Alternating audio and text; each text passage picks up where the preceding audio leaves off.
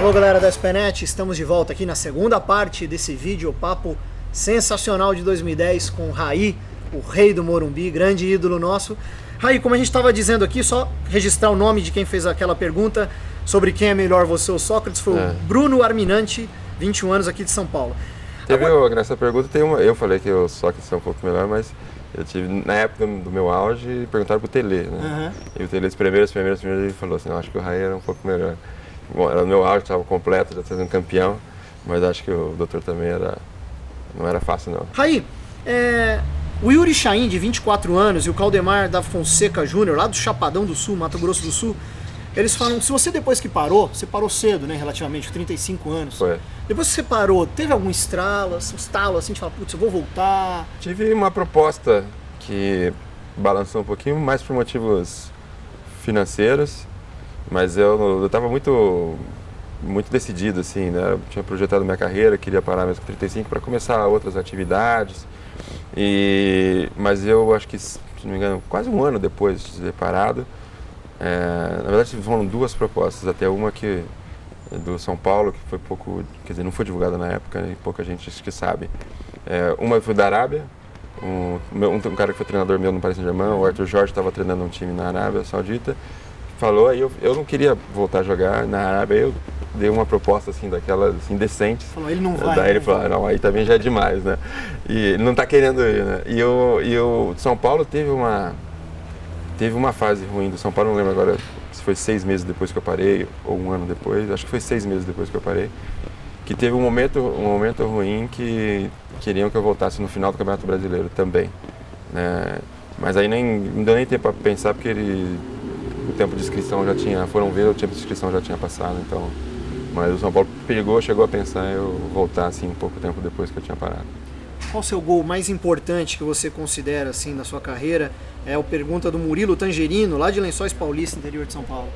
Bom, o mais importante, não tenha dúvida, que foi contra o Barcelona, o primeiro título mundial do São Paulo. Olha a feição do Raí. O vento é contra, viu, amigo? Pode bater até um pouquinho mais alto. Olha o Raí! Gol!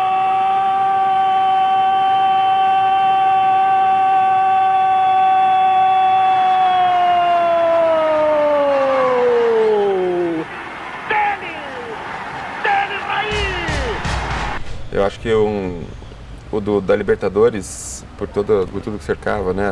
O pênalti antes, faltando um pouco confusão dentro do gol, né? Logo depois do gol que você fez, pegar a bola. Que eu conto que no pênalti, quando saiu o pênalti, faltando, não sei, 8 minutos, e aí todo mundo comemorou, né? Torcida, tive 120 mil pessoas, todos os jogadores, só eu que não comemorei, porque eu que ia ter que bater, né? Mas que aí foi impressionante que quando eu botei uma baita numa responsabilidade, botei a bola no chão e dei 3 passos para trás, teve um silêncio, assim, né, para esperar bater, assim, que foi impressionante, assim, né, aí eu vi que, assim, mais impressionante de 120 mil pessoas gritando, 120 mil pessoas em silêncio também é impressionante.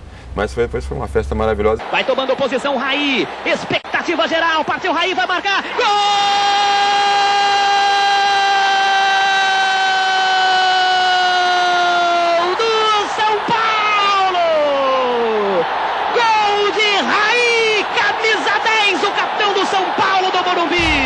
Por mais que tenha sido um gol de pênalti, não sei o que, mas...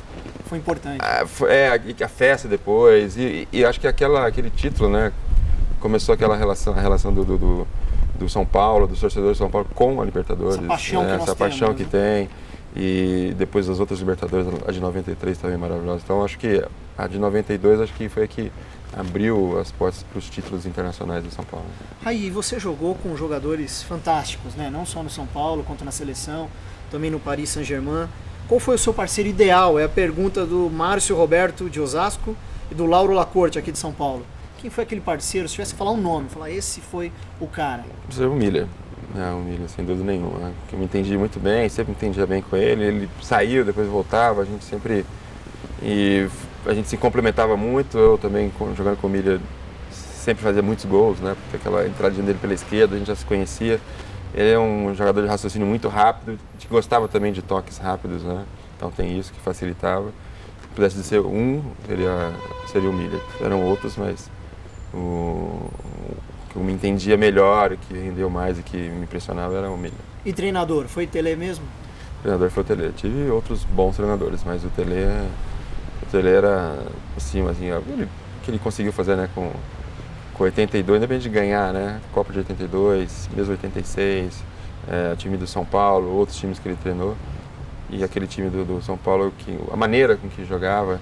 Então, o Tele provava na prática, não era um cara de muitos discursos, de estrategista, mas ele provava na prática. O time dele jogava bonito, era eficiente, e era um jogo sempre muito agradável de se ver, né? Tanto na Libertadores quanto naquele gol do Mundial, você correu para abraçar o Tele.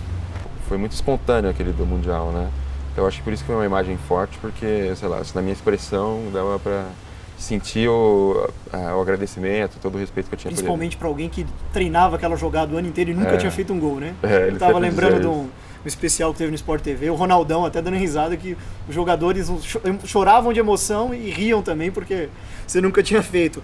Muita gente falando daquele jogo, Rafael Cardoso de Presidente Prudente, o Gilson de Piracicaba, Edmundo Rodrigues de São Paulo. Tem que falar o nome dos caras, depois eles cornetam, eles falam, poxa, eu mandei a pergunta pro Raí, você não falou. Mas Raí, muita gente, acho que isso aqui é uma unanimidade na torcida são paulina, que é sobre o seu jogo de despedida. O Paris Saint-Germain fez uma festa para você, e aqui o Ederson, lá de Indaiatuba, o Rodrigo Tadei de Araraquara, Claudinei de Viterbo, o Célio de Penápolis, Marcelo aqui da capital, Wagner Brassan, Reinaldo Navarro de Marília, o Elis Coticaz de São Paulo, todos querendo saber. Você tem alguma mágoa? Por que não rolou esse jogo da despedida? Vai acontecer um dia ainda? Mágoa eu não tenho, né? Puta, não tem como ter mágoa do São Paulo. Eu acho que o São Paulo perdeu a oportunidade de fazer um grande evento, né? Como você falou, tem gente eu tenho certeza que seria um sucesso total, uma coisa que não é comum no Brasil. Então São Paulo sempre que lança ideias novas, sempre lançou. Acho que foi uma grande oportunidade que perdeu, né? Um ídolo, né, que marcou a época. Daqui a pouco vai acontecer com o Rogério. Eu acho que o São Paulo não pode perder, né, uma chance. Então eu acho que foi um momento que o São Paulo perdeu. O que aconteceu, na verdade, foi o seguinte: a gente chegou a fazer uma camisa, né? Não sei se você lembra, né? Uma camisa comemorativa, com foto, que ia passar para os torcedores. E aí a gente iniciou umas conversas, mas eu comecei a ver que era mais iniciativa minha do que... Claro, a equipe lá dentro do São Paulo tinha muita coisa, já tem jogo e tal. Eu acho que assim, o que faltou foi assim, pegar, de repente, pessoas de fora e falar assim, você vai cuidar desse evento, né? Porque é difícil mesmo ser uma pessoa que está lá dentro cuidando do marketing ou da comunicação de todos os campeonatos, parar para pensar um evento que também vai fazer mal feito, melhor não fazer, né? Então, precisava fazer com profissionalismo e tal.